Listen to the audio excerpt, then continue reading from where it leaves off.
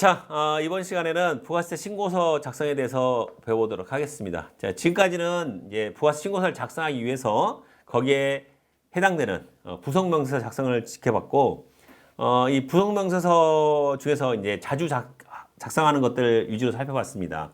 이제 부속명세서를 다 작성하셨다면 부가세 신고서를 작성해서 마감해서 신고를 해야 되는데, 이 부가세 신고 작성에 앞서서 이론적인 내용, 물론 앞에서도 살펴봤지만 잠깐만 간단하게 살펴보고 넘어가도록 하겠습니다. 부가세는 예정신고와 확정신고가 있는데, 앞에 내용 설명했으니까 다시 한 번만 상기시키는 쪽으로 설명드리면, 1년을 두 개의 과세기간으로 나눠서 1월부터 6월까지, 그다음 7월부터 12월까지 나눠서 하되, 이 계속사업자 같은 경우에는 중간에 한번 끊어서 예정신고라는 걸 뒀죠. 그래서 예정신고 기간을 법인사업자는 예정신고를 하도록 했어요. 근데 작년에 세법 개정으로 소규모 법인이라고 해가지고 직전 과세기간 공과액 합계액이 1억 5천만 원 미만 법인, 그러니까 이런 직전 과세기간이니까 연으로 따지면 반년이죠. 반년 직전 과세기간. 그래서 지금 2022년도 1기면은 전년도 2022년 2기 공과액이 1억 5천 미만이면은 4월 달에 예정 고지를 하는 거예요. 고지. 그러니까 하는데, 그것도 금액이 30만 원, 이번에 세법 개정으로 30만 원에서 50만 원 미만인 경우에는 징수하지 않아요. 그러니까 보니까 전에 납부한 금액이 100만 원 이하였어. 그래서 보니까 반절하니까 50만 원 이하가 돼. 그러면 고지하지 않는 거죠. 징수하지 않는다는 거예요. 그러니까 소규모 사업자는 일단은 예정신고를 안 해도 되는 것뿐만 아니라, 그다음에 납부할 세액이 50만 원 미만이면은, 징수할 세액이 50만 원 미만이면 납부할 고지도 안 온다는 거죠. 근데 선택에 의해서 예정신고를 할 수 있는 경우가 있어요. 왜냐하면 납부세액이 지난번에 반절했더니 많아. 1억 5천 원 미만이라서 하지 말라고 그랬는데 지난번 매입이 거의 없었어. 그래서 예를 들어서 1억 4천이었는데 매입이 예를 들어서 3천만 원밖에 없다. 그럼 1억 천에 대한 납부세액이 1,100만 원인데 이 1,100만 원의 반절인 500 몇십만 원도 많아. 우리가 보니까 이번에 휴업이나 사업 부진이어서 납부세액이 진짜 실제로 계산하면 납부세액이 500만 원이 아니라 100만 원도 안 될 것 같아. 예? 그런 경우. 그리고 예정신고 기한번에 대해서 조기 환급을 받으려는 자는, 여기서 이번에는 정말 더 안 좋아서 오히려 납부세액이 아니라 환급세액이야. 그렇다면 어차피 조기 환급을 받으려면은 이 예정신고를 해야 되는 거니까, 예정신고를 할 경우에는 굳이 고지한 세액을 납부하지 않고 신고를 해서 할 수도 있어요. 근데 대부분의 경우에는 소규모 법인 경우, 소규모 법인이라는 것은 직전 과세형 공과액이 합계 1억 5천 미만인 법인 사업자의 경우에는 신고를 하지 않도록 했으니까 그 점 다시 한번 상기시켜 주시고, 그다음에 이제 그쵸, 확정신고 납부는 알다시피 1년 반절 나눠서 확정신고 기간에 다음 달 25일, 그러니까 1기면은 10월 말에 다음 달 25일이니까 7월 25일까지, 2기는 12월 31일에 다음 달인 1월, 그 다음에 1월 25일까지 신고 납부하도록 되어 있습니다. 물론 중간에 폐업했다면 폐업한 달에 폐업을 1일 날 했어도 1일 날이 속한 달의 말일로부터 다음 달 25일, 그러니까 다음 달 25일, 그러니까 1일 날 이번 달 예를 들어 6월 1일 날 폐업했어도 다음 달 7월 25일까지, 5월 1일 날 폐업하면 6월 25일까지, 이런 식으로 해서 이 폐업 부가세 신고를 하셔야 됩니다. 제출 서류는 부속명세서 살펴봤으니까 보시면 되겠고, 부가세 신고서를 잠깐 한번 봐볼게요. 이게 우리가 맨날 프로그램으로만 이 신고서를 접하니까 여러분들이 모르는 경우가 잘 많아요. 이거 신고서를. 그래서 보시면 일단 신고서 서식은 이렇게 돼 있어요. 그래서 위에 보시면 일반 과세자 부가세에서 이게 어떤 신고인지, 예정 신고인지, 확정 신고인지, 혹은 기한 후 과세 표준 신고인지, 혹은 영세율 조기환급인지 이거 표시하게 돼 있어요. 여러분도 마찬가지로 우리가 신고서에서 부가세 신고서 한번 살짝 봐봅시다. 그래서 예를 들어서 그냥 4월달을 봅시다. 그냥 1기 확정인 4월부터 6월 30일까지 보시면 여기에 과표 명세를 보시면 이런 식으로 신고 구분에 과표 표준 명세를 눌러주시면 신고 구분 예정이냐 확정이냐. 근데 이게 예정이냐 확정은 여기 기간을 입력하면 자기가 알아서 불러와요. 하지만 영세율 조기 환급이나 기한 후 과세 표준은 알아서 불러오지 않아요. 그러니까 영세율 조기 환급을 받는다든지 기한 후 과세 표준을 하는 경우에는 여기다가 신고 구문에 번호를 입력해 주셔야 돼요. 영세율 조기 환급은 3번을, 기한 후 과세 표준은 뭐 4번을 입력해 주시되, 그쵸? 여기 보시면 이제 환급의 구분에서 또 입력을 해 주셔야 돼요. 그래서 이 내역이 지금 신고서에 있는 내역이 그렇게 불러와진다 라고 알아두시면 되고, 그 다음에 이 여기 하단에 있는, 하단부에 있는 과세표준 명세, 이게 우리 신고사항에서 이 과세표준 명세, 과세표준에, 아이고, 여기서 과세표준에서 이렇게 나와 불러와지는 거예요. 그러니까 신고서 양식에는 이렇게 하단부에 있는 내역이 실제로는 우리 프로그램 입력하는 데는 여기 이렇게 과세표준 명세를 눌러야지 불러와진다라는 걸 알아두시면 되겠습니다. 뭐 뒤에 또 뭐 서식 많이 있어요. 그래서 뭐 보면은 뭐 여기에 뒷면, 이면 두 번째 면이죠. 예정신고 누락분 명세랄지, 그 밖에 공제 매입세액이랄지, 공제받지 못할 매입세액 명세랄지 이런 것들은 우리 신고상에 어디에 나와 있냐면, 신고서에 안 나오는 게 아니라 오른쪽에 나와 있어. 오른쪽에. 거기 해당되는 것들. 예를 들어서 예정신고 누락분은 이렇게, 그 다음에 뭐 그 밖에 공제세액도 아래 옆에, 그 다음에 공개받지 못할 매입세액은 이렇게, 우리가 칸을 옮겨가면 옮겨갈수록 그걸 바꿔가면서 이렇게 나와 있어요. 예를 들어 이제 가산세다 그러면 가산세 입력하면 가산세 명세가 이게 표시게 되게 만들어져 있습니다.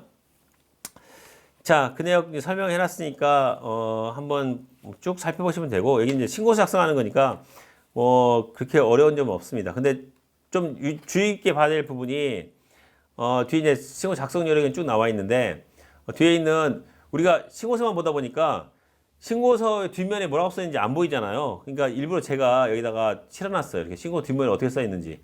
써 있으니까 이것도 한번 읽어보시고, 밑줄 그어놓은 거 있어요. 아래 보시면, 예, 이렇게 신용카드 매출 전폐동 발행 공제 해가지고 법인사업자와예요. 법인사업자와 직전 연도예요. 직전 과세기가 아니라 직전 1년간의 과세공과의 합계액이 10억 원을 초과하는 개인사업자는 공제상에서 제외된다요. 그리고 과세공과의 합계액이에요. 뭐 그래서 과세면서 겸용사업자다. 두 개 합치면 뭐 10억을 넘는다. 이게 아니라 과세공과액만 따지는 거예요. 직전 연도 과세공과액 합계액이 10억을 초과하는 개인사업자는 공제상에서 제외된다는 거.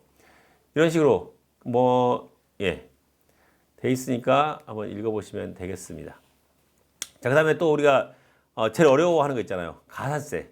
가산세는 봐도 헷갈려요. 그러니까 여러분들 이 신고서 뒷면에 나와 있어요. 가산세가 뭐 사업자 미등록이나 타임명에는 1% 가산세가 되게 높은 편이에요. 그 다음에 세금계산서 가산세 관련돼서 세금계산서 관련 가산세가 세요. 센데 그중에서 가장 센 게 가공발급 수취예요. 그러니까 가공이라는 것은 실제 거래가 없었는데 위장으로 그러니까 발급한 것처럼 속여가지고 발급하고, 발급한 사람만 가세를 낸 게 아니라 수취한 사람도 그 돈 주고 샀겠죠. 가공 세금계산서, 그러니까 가라 세금계산서라고 하죠. 그런 세금계산서를 발급하거나 수취한 사람은 3%예요. 굉장히 세요. 자, 그 다음에 이제 뭐 전자세금에서 발급 명세랄지 뭐 지원전선에 것은 좀 낮은데, 근데 신고불성시 가산세의 경우에 일반은 무신고는 20%나 돼요. 물론 신고불성시 가산세도 어떤 기간에 따라서 감면이 있긴 해요. 감면이 있긴 하지만 일반적으로 그렇다는 거예요. 감면은 나중에 가서 따질 일이고, 그 다음에 과소신고는 10%예요.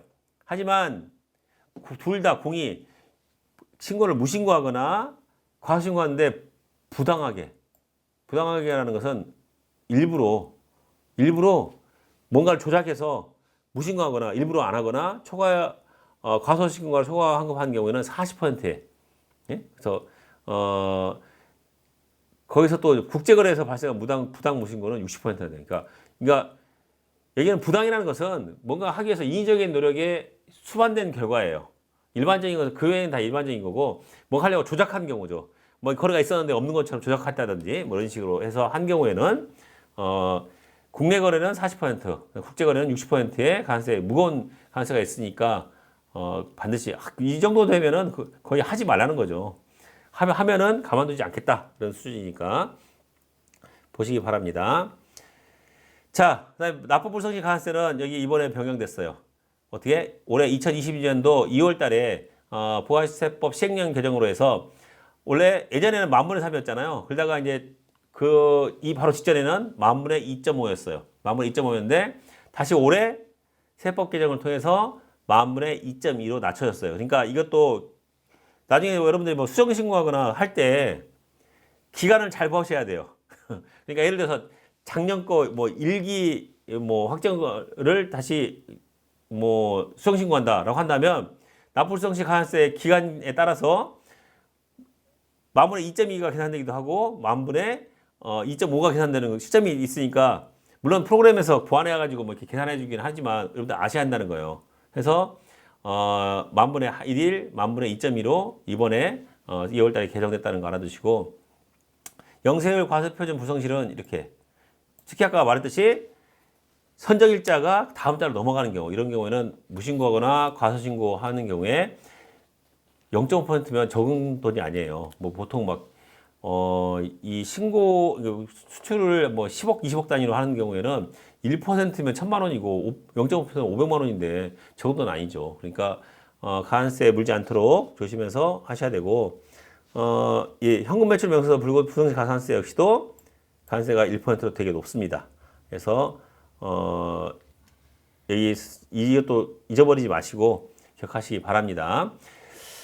자, 그리고 우리가 늘 봤던 이제 과세표준 명세를 누르면 이렇게 나오는데 이 환급세액은 환급세액이 발생하면 환급세액 여기다 적으면 돼요. 그런데 환급세액도 마찬가지로 이것도 예전에 2천만 원이었는데 이것도 금액이 5천만 원 늘었어요. 환급세액이 5천만 원 이상인 경우에는 여기다 입력하는 게 아니에요. 국세환급계좌를 여기다 입력하는 게 아니라 계좌개설 신고를 별도로 해주셔야 돼요. 근데 계좌개설 신고는 세무대리인이 할 수 없게 돼 있어요. 세무대리인이 세무대리인에서 우리 것만 입력할 수 있지 우리 대리인 거 계좌개설 신고를 할 수 없어요. 그때는 어떻게? 우리 거래처가 로그인에 들어가서 거기서 계좌개설 신고를 하게 돼 있으니까 반드시 5천만 원이 넘는다라고 한다면 회사에 요청해서 계좌개설 신고를 해주세요라고 해서 뭐 부가세니까 뭐 거기에 항목은 부가세로 해서 계좌개설 신고해 주세요라고 하시면 된다는 거예요. 그래서 이제 국세 화학 계좌에 5천만 아예 여기를 이제 써놨어 이제 그렇게 안 나는 경우가 많아서 아예 프로그램에다가 5천만 원 이상은 계좌번호를 입력하지 않습니다라고 써놨어요. 입력하고 막 이게 원래 환급세가 발생하면 프로그램에서 환급세 계좌를 자 여기 여러분들 아셔야 될 게 회사 등록상에서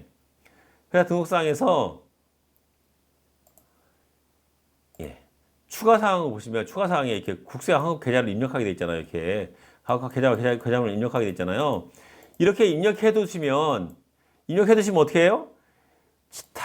자연스럽게 환급세가 발생하면은 자연스럽게 여기서 여기 계좌번호가 입력하게 돼 있어요. 근데 5천만 원 이상인 경우도 입력이 되기 때문에 환급세액이 5천만 원을 초과하게 되면 여기 삭제하시고 신고를 해주셔야 한다는 거예요.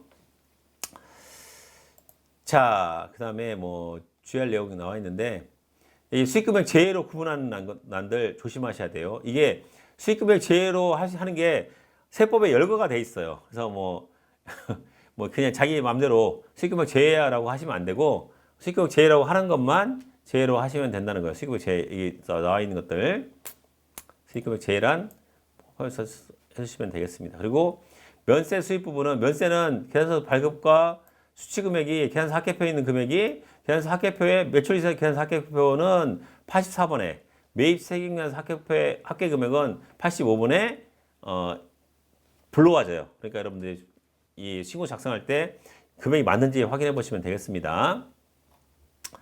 자, 그다음에 이제 마지막으로 이제 사업장 명세가 있는데 아시다시피 음식업자나 숙박업자, 음식 숙박업자는 그 밖에 서비스업자의 경우에 확정 신고할 때 사업장 현황 명세서를 작성해야 돼 신고가 돼요. 이 작성 안 하면 신고가 안 되어져요. 자, 그런 경우 어디 있냐면 여기 신고서 상단에 보시면 상단에 여기에 사업장 명세라고 있어요. F8에 사업장 명세 누르시면 이렇게 나와 있어요. 그래서 직전 과세기 아니라 매번 매 확정 신고 기간마다 입력한다고 한다면 직전 과세기한 정보 불러오기를 통해서 불러오면 돼요. 근데 지금 이제 전에 입력한 게 없으니까 안 불러지는 건데 여기 정보를 한번 입력해놔서 넣었다 하면 불러오고 뭐 웬만한 거 이제 여기에 뭐 탁하고 그다음에 뭐 지상 1층에 있으면서 대지 면적이 뭐 100제곱미터고 다당면은 또 100이고 뭐 연면도 100이다라고 한다면 이렇게 입력된 것들 객실수는 뭐 2개가 있고 탁자는 뭐 6개가 있고 의자는 4, 6개, 24, 24개 있고 이런 식으로 해서 주차장은 없고 종업원도 전명 종업원은 한 명 있고 뭐 이런 식으로 이런 것들이 적어주셨다면 이런 것들은 내역이 잘 안 바뀔 거 아니에요. 그죠? 그런 것들은 하되 종업원 숫자는 이제 말일 기준. 그러니까 과세 1기면은 6월달, 2기면은 12월달 기준으로 해서 종업원 수와 그 달에 6월과 12월 기준에 보증금과 월세, 전기, 가스료, 수도료, 인건비 정도 외 기타 이렇게 대략적인 상황을 볼 수 있게 사업장 명세를 작성한다는 거예요. 인쇄 하시면 예, 이렇게 돼 있어요. 사업장 현황 명세서가 본래 개인 사업자들은 사업장 현황 신고서를 다음 해 2월 10일까지 사업장 현황 신고를 하게 돼 있어요. 그런데 거기 예외로 부가세 신고를 하는 개인 사업자는 사업장 현황 신고가 의무가 면제돼요. 그래서 이 부가 신고를 하다 보면 하는 사업자들은 사업장 현황 신고를 하지 않는데 그 중에서 몇 가지 업종에 대해서는 사업장 현황 명세서를 작성해서 제출해 달라 이런 뜻이에요. 그러다 보니까 사업장 현황 신고는 면세 사업자이면서 법인 사업자는 부가세 신고도 하지 않아요. 면세 법인 경영 사업자는 아니고 그러니까 면세 사업자니까. 그리고 사업장 현황 신고는 개인 사업자만 하는 거니까 사업장 현황 신고도 하지 않아요. 그러면 면세 법인은 부가세 신고도 하지 않고 사업장 현황 신고도 하지 않아요. 하지만 뭘 해줘야 돼요? 협력 의무가 뭐가 있어요? 세금계산서, 계산서, 합계표 제출 의무는 있어요. 합계표를 똑같이 부가 신고하듯이 부가 신고서를 작성하지는 않지만 합계표는 똑같이 뭐 1기면 7월 25일까지, 2기는 다음에 1월 25일까지 합계표를 전산매체를 통해서 제출해야 될 의무는 있어요. 물론 근데 그게 받는 것이 전부 다 전자세금계산서고 전자계산서 전부 다야 라고 한다면 하지 않아도 이미 구청에 전송되어 있기 때문에 그 외의 것까지 합쳐서 해달라는 거지. 그것만 있으면 전산 신고를 굳이 안 해도 뭐라고 하지 않아요. 하지만 전자세금계산서 외의 세금계산서나 전자세금 외의 계산서를 받는 경우인데 불구하고 면세법인이라고 해서 아무것도 신고하지 않는다면 나중에 가산세가 있을 수 있으니까 그 점은 꼭 확인해서 조심하셔야 됩니다. 자, 여기까지 해서 이제 보통의 사업자 단위 과세, 사업장별로, 사업자 단위 과세가 아니라 사업장별 과세 원칙에 따라서 사업장마다 신고하는 경우는 이렇게 신고서를 작성하는 예시를 들었고, 이 뒷시간에는 사업장별 과세 원칙의 예외인 주사업장 총괄납부랄지 사업자 단위 과세에 대해서 배워보도록 하겠습니다. 자, 이 시간에 여기서 마치겠습니다.